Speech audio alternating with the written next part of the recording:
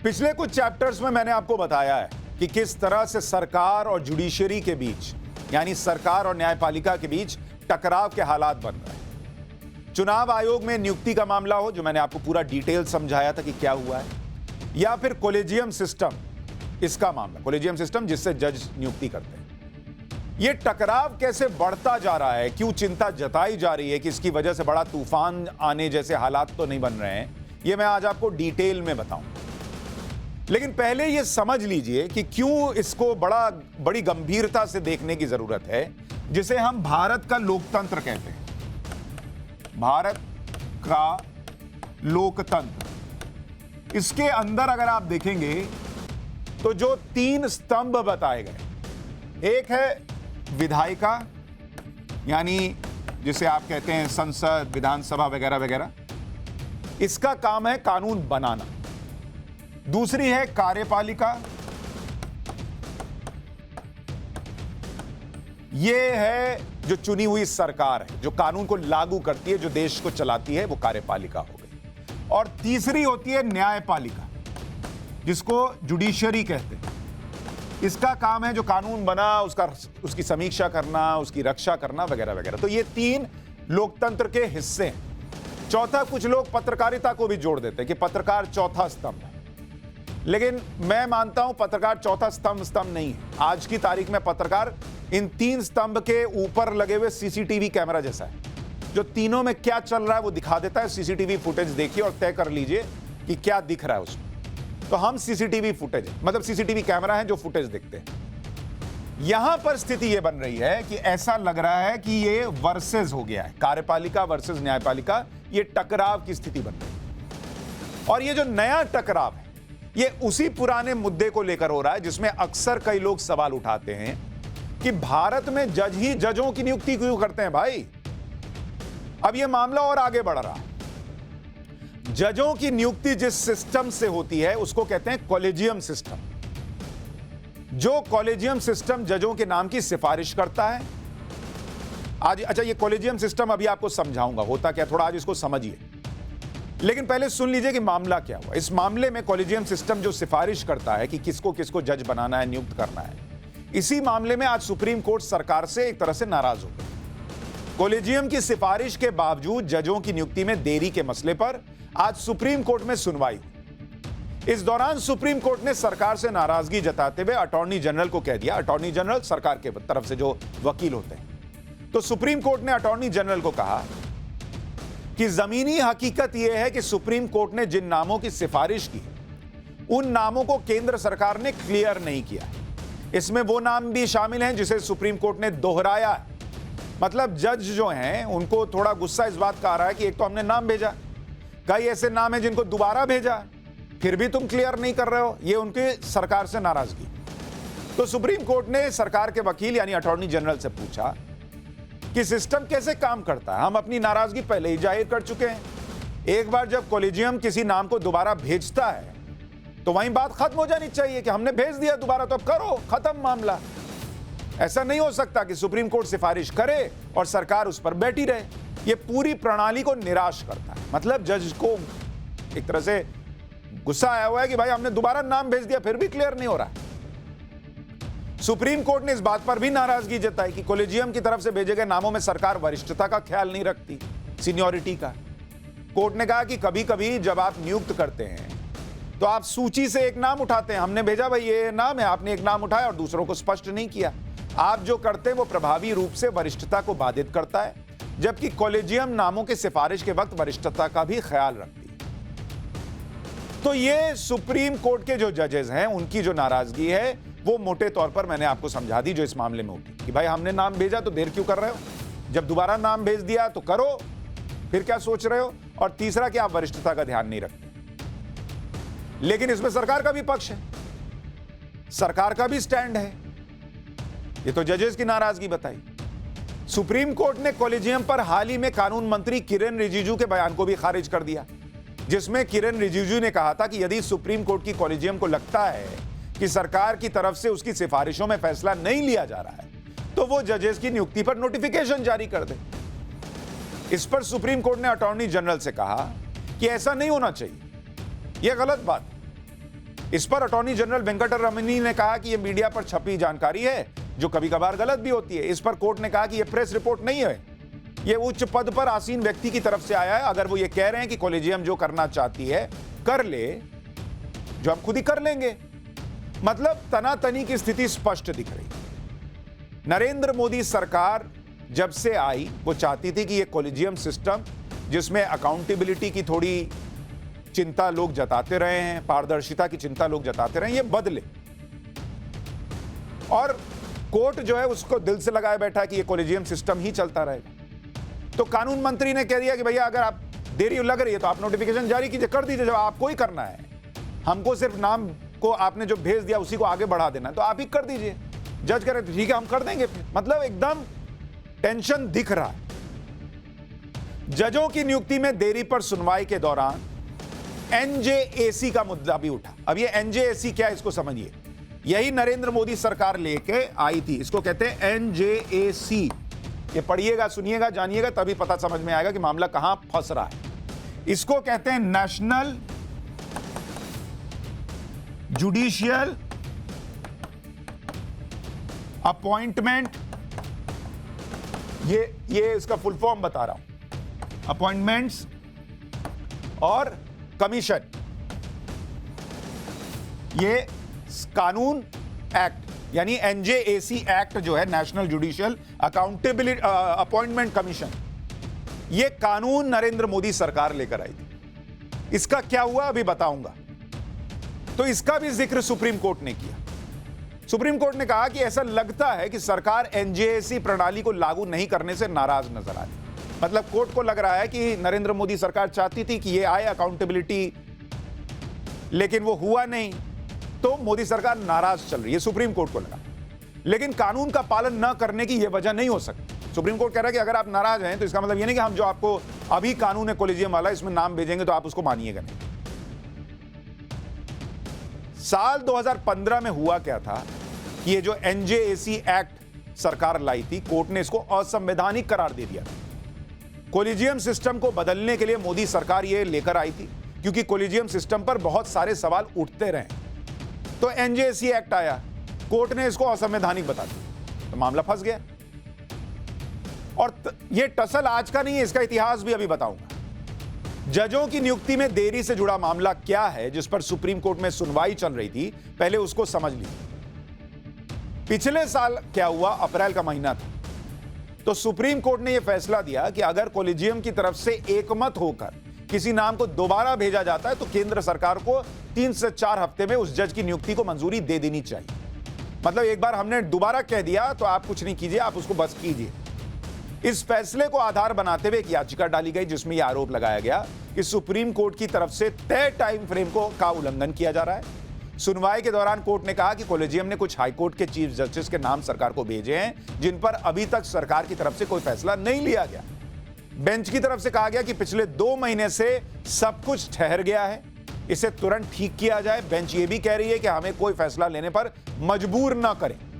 अगली सुनवाई अब 8 दिसंबर को होगी। टेंशन देख रहे हैं। कानून मंत्री कह रहे हैं कि इतना ही है तो नोटिफिकेशन जारी कर दीजिए, ये कह रहे हैं हम कर देंगे, हमको कोई फैसला लेने पर मजबूर मत कीजिए। मतलब एकदम तनातनी दिख रही है। उधर मोदी सरकार भी पीछे हटने को तैयार नहीं है, क्योंकि नरेंद्र मोदी प्राइम मिनिस्टर जो है उनको बहुत क्लैरिटी रहती है कि भाई मैं कुछ देश में चीजें बदलने के लिए जिस पर सवाल उठते रहे काम कर रहा हूं, तो वो अपना पक्ष रखते हैं, स्ट्रांगली रखते हैं। चुनाव आयोग में नियुक्ति का मामला हो, जो मैंने आपको अभी लास्ट वीक समझाया था, या फिर कॉलेजियम का मामला, मोदी सरकार का क्लियर स्टैंड है। कानून मंत्री एकदम खुलकर बोल रहे हैं। एक बार कानून मंत्री किरण रिजिजू को सुनिए, फिर आपको जरा ये मैटर और विस्तार से समझाऊंगा। लेकिन आप देखिए कि किस तरह से कानून मंत्री या नरेंद्र मोदी सरकार खुलकर चिंता जता रही है। Collegium system is alien to the Indian Constitution. You tell me under which provision the collegium system has been prescribed. But because the Supreme Court, in its own wisdom, through a court ruling or through a case judgment known as first judge's case, created a collegium. Now that collegium, whether the Supreme Court Collegium or High Court Collegiums, they recommend the name. And government has to do due diligence. Prior to 1991, all the judges are appointed by the government. But if you expect the government should merely sign the name to be appointed as a judge, just because it is recommended by the collegium, what is the role of government then? So never say that government is sitting on the files. Then don't send the files to the government. You appoint yourself, you run the show then. कानून मंत्री की बातें आप सुन रहे हैं, खुलकर कह रहे हो। ये मत कहिए कभी कि सरकार जो है वो फाइल पर बैठी, क्योंकि वो ड्यू डिलिजेंस भी करते हैं। सर, जो जजेस का सिस्टम है, कोलिजियम सिस्टम, वो जजेस के पास तो आईबी है नहीं, कोई ऐसा सोर्स तो है नहीं कि पता लगाए कि जिसका नाम हमने दिया है उसका ट्रैक रिकॉर्ड ठीक है नहीं है, कहीं कोई ऐसा कनेक्शन नहीं की चिंता की बात हो, वो सरकार करती है।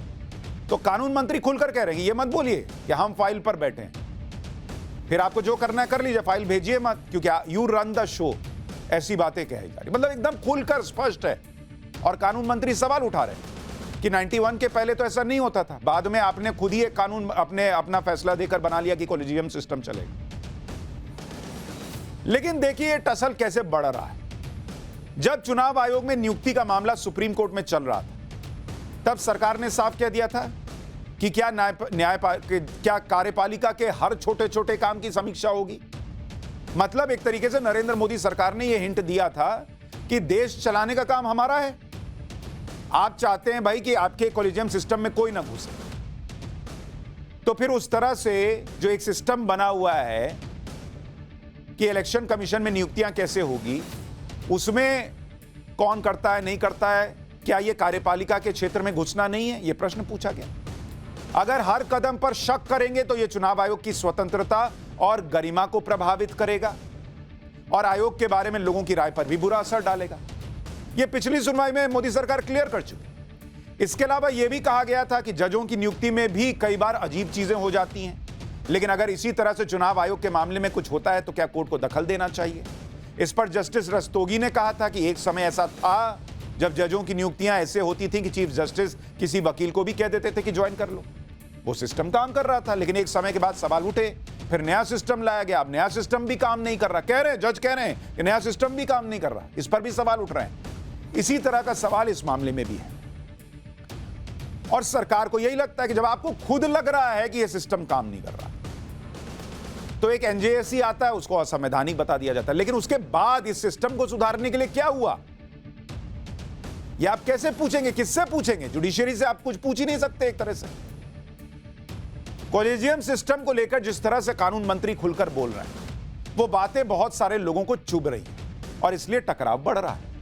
हाल ही में कानून मंत्री ने कहा था कि जजों की नियुक्ति की प्रक्रिया पारदर्शी नहीं है, वहां बहुत राजनीति भी हो रही है, पॉलिटिक्स हो रही है। कानून मंत्री कह रहे हैं जजों की नियुक्ति में पॉलिटिक्स चल रही है, जो बाहर से दिखाई नहीं देती। यह कानून मंत्री का बयान है। सुप्रीम कोर्ट में 50-60 वकीलों के ग्रुप का दबदबा इतना बढ़ गया है कि वो जजों को भी डरा धमका कर रखते हैं। यह कानून मंत्री का बयान है कि कुछ वकीलों का दबदबा बढ़ गया और वो जजेस को डरा रहे। दुनिया भर में कहीं भी जज दूसरे जज की नियुक्ति नहीं करते। जजों का मुख्य काम न्याय देना है, लेकिन आधे से ज्यादा समय जजों की नियुक्ति में जाता है। यह कानून मंत्री का बयान है। कानून मंत्री ने यह भी कहा था कि अगर ऐसा कोई सिस्टम जो पारदर्शी नहीं है, उसके बारे में अगर संबंधित मंत्री नहीं बोलेगा तो कौन बोलेगा? फिर लॉ मिनिस्टर का काम क्या रहा? यानी अगर आप देखेंगे तो पिछले कुछ वक्त में नरेंद्र मोदी सरकार, उनके मंत्री खुलकर जजों की नियुक्ति में पारदर्शिता आए, अकाउंटेबिलिटी तय हो, इसको लेकर बोल रहे हैं। कानून मंत्री का कहना है कि कोई सिस्टम 100% सही नहीं होता, लेकिन हमें बेहतर सिस्टम और बेहतर प्रैक्टिस की तरफ निश्चित रूप से देखना चाहिए। और जब सुप्रीम कोर्ट ने एनजेएसी को खारिज किया था, जब सुप्रीम कोर्ट को यह भी बताना चाहिए कि इसका विकल्प क्या है, आपने उसको खारिज कर दिया। आप खुद मान रहे हैं कि सिस्टम में प्रॉब्लम है, लेकिन उसका विकल्प क्या है, यह कौन बताएगा? अगर किसी को इस सिस्टम को छूना नहीं है, तो जिनको छूना है फिर तो वही बताएंगे ना कि भाई इसका विकल्प क्या है। जजों की नियुक्ति में विवाद को खत्म करने और कमियों को दूर करने के लिए मोदी सरकार 2014 में 99वां संविधान संशोधन लेकर के जरिए एक कानून लेकर आई थी, जिसमें कॉलेजियम सिस्टम की जगह जजों की नियुक्ति और तबादले के लिए नेशनल जुडिशियल अपॉइंटमेंट्स कमीशन बनाने की पहल की गई थी, जो अभी आपको मैं एनजेएसी बता रहा था। अब क्या था ये भी सुन लीजिए।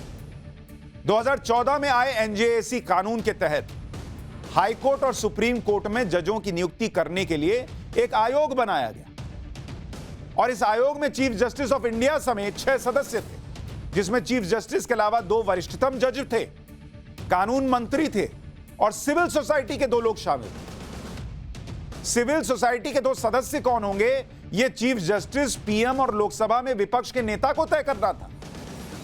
इन दोनों सिविल सोसाइटी के सदस्यों का कार्यकाल 3 साल का तय किया गया था।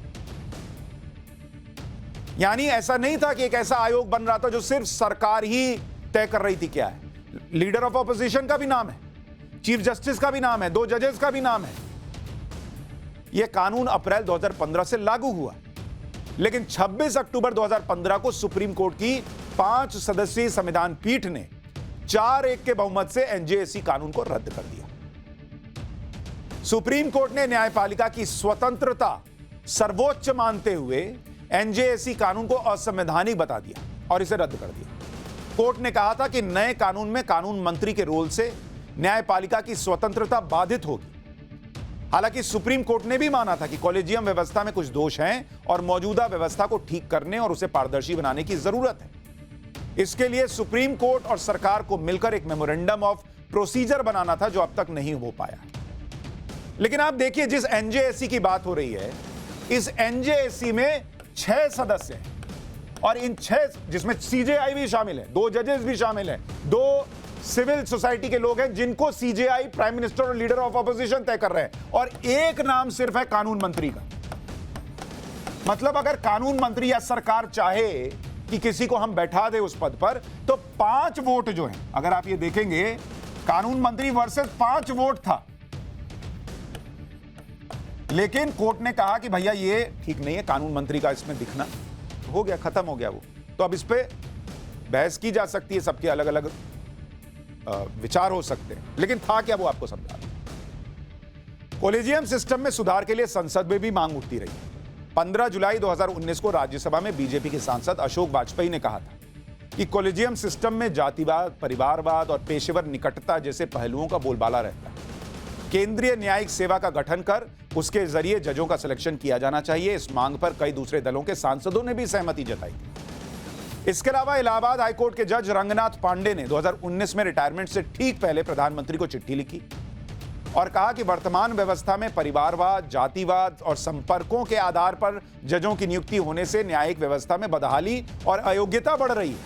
इसलिए कॉलेजियम व्यवस्था में बदलाव जरूरी है। इसी तरह से एक बड़ा वर्ग जजों के चयन में ज्यादा पारदर्शिता होने का पक्षधर रहा है, और आज से नहीं, सालों से रहा है। अभी मौजूदा सिस्टम क्या है उसको भी समझिए। एनजेएसी आपने समझ लिया क्या होता है, कैसे होता है, क्यों खारिज हुआ। अब कॉलेजियम सिस्टम जो चल रहा है उसको भी बारीकी से समझ लीजिए। कॉलेजियम कानून मंत्रालय को नए जजों की नियुक्ति के लिए जजेस या वकीलों के नामों की सिफारिश करता है। मतलब कॉलेजियम नाम तय करेगा और वो कानून मंत्रालय को भेजेगा कि ये जज या ये वकील हैं, इनके नाम की सिफारिश कर रहे हैं, इनको जज बनाइए, जो भी बनाइए। कॉलेजियम से भेजे गए नामों की कानून मंत्रालय फिर जांच करता है, क्योंकि जो मैं आपको कह रहा था आईबी वगैरह वो जज के पास तो है नहीं, तो इसका ड्यू डिलिजेंस जो होता है कि ये ठीक है नहीं, इनका बैकग्राउंड क्या है, ये सब कानून मंत्रालय करता है। फिर बैकग्राउंड जांच हो गया तो ये क्या होता है, ये नाम फिर से कॉलेजियम को भेज दिए जाते हैं कि हमको ये मिला, इसमें कुछ आपत्तिजनक है, नहीं है, ये लिख के कानून मंत्रालय भेजता है। इसी के साथ कानून मंत्रालय भी अपनी तरफ से कुछ नाम कॉलेजियम को भेज देता है। ये भी नाम देख लीजिए एक बार। आपसी चर्चा के बाद कॉलेजियम दोनों पैनल से नामों को कानून मंत्रालय के पास फिर भेजता है। किसका नाम रखना है, नहीं रखना है, कानून मंत्रालय ने जो नाम भेजा उसको रखना है, ये सारा फैसला कॉलेजियम के पास है, जजेस के पास। अगर कानून मंत्रालय को किसी नाम पर आपत्ति नहीं होती है तो इस सिफारिश को राष्ट्रपति के पास तुरंत भेज दिया जाता है। अगर किसी नाम पर कानून मंत्रालय को आपत्ति हो गई तो फिर क्या होता है, ये भी आपके मन में प्रश्न होगा। तो उसको फिर कॉलेजियम को फिर से वापस भेज दिया जाता है कि जरा इसको देखिए, ठीक नहीं लग रहा है, कुछ गड़बड़ मामला है। अब इसके बाद क्या होता है, इसके बाद 2 तरह की स्थिति बनती है। पहली स्थिति यह होती है कि कॉलेजियम कानून मंत्रालय की आपत्ति को स्वीकार करता है और लिस्ट में चेंज कर दिया कि अच्छा ये गड़बड़ लग रहा है, चलो इसको हटाइए, इसका नाम ले लीजिए। इसके बाद मंत्रालय कॉलेजियम में सहमति बनती है और फाइनल हुई लिस्ट को आखिरी सहमति के लिए राष्ट्रपति के पास भेज दिया जाता है। लेकिन दूसरी स्थिति क्या है?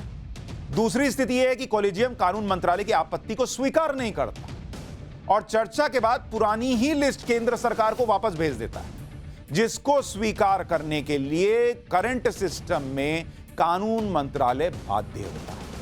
और अभी यही कह रहा है कोर्ट कि जब हमने दोबारा नाम भेजा तो आप मानिएगा कैसे नहीं?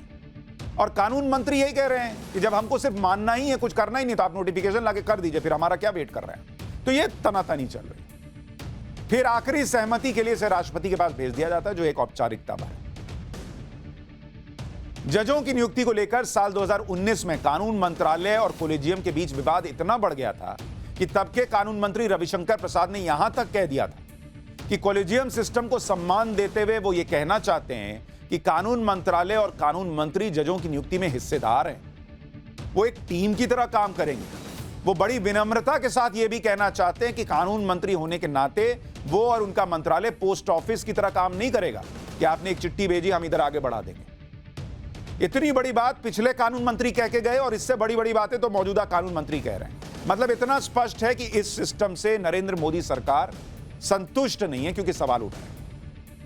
वैसे जजों की नियुक्ति के सिस्टम में बदलाव की मांग सिर्फ नरेंद्र मोदी सरकार में नहीं हो रही, 1980 के दशक से चली आ रही।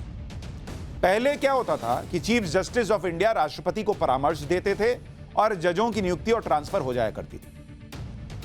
1981 में यह कहा गया था कि चीफ जस्टिस अगर कोई सिफारिश कर रहे हैं तो उचित कारण बताकर सरकार इसे मना कर सकती है। फिर आया 1993 का साल, जब कॉलेजियम सिस्टम लाया गया, जो अभी तक चल रहा है। यह कहा गया कि चीफ जस्टिस के साथ 2 सीनियर मोस्ट जज कॉलेजियम में होंगे और वो सिफारिश करेंगे। फिर 1998 में यह कहा गया कि कॉलेजियम सिस्टम को बढ़ाकर 3 की बजाय 5 सदस्य का कर दीजिए, जिसमें एक चीफ जस्टिस और 4 अन्य सीनियर मोस्ट जजेस होंगे। 1998 से यह सिस्टम इसी तरह से चल रहा है, लेकिन इसे बदलने की मांग लगातार होती रही है और न्यायिक सुधार की कोशिश जारी रही है। 1998 के बाद कई कमीशन और कमेटी ने नियमों के परिवर्तन के सुझाव दिए। लॉ कमीशन कई बार ऑल इंडिया लेवल पर न्यायिक सेवा के गठन की सिफारिश कर चुका है, लेकिन न्यायिक सुधार की सबसे बड़ी पहल मोदी सरकार के आने के बाद हुई, जिसमें 2014 में NJAC बिल लाया गया। लेकिन सुप्रीम कोर्ट ने इसे 9 महीने में ही खारिज कर दिया। अच्छा, आप में से कई लोगों के मन में यह प्रश्न होगा कि यह तो हमारे यहां का हुआ, विदेश में क्या होता है? क्योंकि कानून मंत्री ने खुद कहा कि यह भारत में ही होता है कि जज ही जज की नियुक्ति करते हैं। दुनिया में जजों की नियुक्ति कैसे होती है, इसका थोड़ा आपको ट्रैक रिकॉर्ड बताता हूं। जैसे हो गया अमेरिका। अमेरिका में जजों की नियुक्ति राष्ट्रपति करते हैं। सत्ताधारी दल के सीनेटर राष्ट्रपति से कुछ नामों की सिफारिश करते हैं और इसी सिफारिश के आधार पर राष्ट्रपति जजों की नियुक्ति करते हैं, जिस पर सीनेट मुहर लगाती है। चीफ जस्टिस की नियुक्ति वरिष्ठता के आधार पर होती है। अमेरिकी सुप्रीम कोर्ट में एक बार जज नियुक्त होने के बाद आजीवन जज रहता है। केवल मौत, इस्तीफा या महाभियोग के जरिए ही जज को पद से हटाया जा सकता है। अब देखिए ब्रिटेन का हाल। ब्रिटेन में जजों की नियुक्ति के लिए एक अपॉइंटमेंट कमीशन है। किसी भी जज को नियुक्त करने के लिए कमीशन पूरे देश से आवेदन मांगता है। इन नामों पर वरिष्ठ नेताओं और देश भर के जजों से सलाह ली जाती है। इसमें चुने हुए नामों को प्रधानमंत्री, कैबिनेट के सदस्य, लॉर्ड चांसलर को भेजा जाता है। लॉर्ड चांसलर फिर से नेताओं और जजों से सलाह लेते हैं। आखिर में जिस जज का नाम फाइनल होता है, प्राइम मिनिस्टर ऑफिस उनकी नियुक्ति का ऐलान करता है। यानी अगर आप देखें मोटे तौर पर, तो भारत में भी इस बात को लेकर कई बार चिंता जताई जा चुकी है कि जज की नियुक्ति कर रहे हैं। और मुझे कई बार ऐसा लगता है कि चूंकि इस देश में न्यायपालिका को इतना सम्मान मिलता है, अगर उन्हें लगता है कि NJAC या कोई और कानून दखल देने जैसा है, तो इस सवाल का अंत हमेशा के लिए उन्हें खुद कर देना चाहिए कि जज की नियुक्ति करते हैं। इससे उनका कद, उनको लेकर जो सोच है वो और मजबूत होगी, कद बड़ा होगा और न्यायपालिका में विश्वास और मजबूत होगा। लेकिन फिलहाल सरकार और न्यायपालिका आमने सामने नजर आ रहे हैं और टकराव की स्थिति दिख रही है। और चूंकि यह खबर कोई बता नहीं रहा इतने विस्तार से, तो मुझे लगा आपको लगातार इसके बारे में बताना चाहिए। और आपको यह भी बता दूं कि भारत में जजेस के पास काम भी बहुत है। दुनिया में कोई जज इतना काम नहीं करते जितना कि भारत के जज करते हैं। बहुत काम है भाई, ऐसा नहीं है उनके पास काम नहीं है। और ये कानून मंत्री भी कह चुके हैं। कानून मंत्रालय के मुताबिक सुप्रीम कोर्ट से लेकर निचली अदालतों तक औसतन हर जज 50 से 60 केस देखते हैं, जो बहुत बड़ी बात है। हमारे यहाँ के जजेस इतना काम भी कर रहे हैं, लेकिन अगर जजों की नियुक्ति में टकराव होगा, उसी में समय जाएगा, तो वर्कलोड कैसे कम होगा? सुप्रीम कोर्ट में अगर आप देखेंगे इस वक्त, अगर आप देखिए सुप्रीम कोर्ट, यहां पर 27 जज हैं और कमी कितनी है? कमी है 7 जज की। अब बताइए, ये टकराव में ये 7 जजों की कमी बनी हुई है, तो आपका ही ना काम बढ़ेगा, क्योंकि कुल 34 जज यहां हो सकते हैं। अगर आप देखेंगे हाई कोर्ट की जो अदालतें, 1 नवंबर तक के आंकड़े के मुताबिक 25 हाई कोर्ट में जो कमी है, ये 25 हाई कोर्ट का बता रहा हूं, 335 जजेस की कमी, 335। अब सोचिए केसेस लंबे नहीं होंगे तो क्या होगा, क्योंकि यहां पर 1108 जज हो सकते हैं, लेकिन 335 जजों की कमी। और अगर आप लोअर कोर्ट देखेंगे, एलसी, यहां पर करीब 5000 जज के पद खाली, 5000 जज के। तो सोचिए कितना जो मौजूदा जज है उन पर प्रेशर है, क्योंकि अगर आप पेंडिंग केस की बात कीजिएगा तो देश भर में 4,70,00,000 केस पेंडिंग है, और 70,000 केस तो अकेले सुप्रीम कोर्ट में पेंडिंग है। हाई कोर्ट में 58,94,000 केस पेंडिंग है। इसलिए यह मसला सुलझना बड़ा जरूरी है।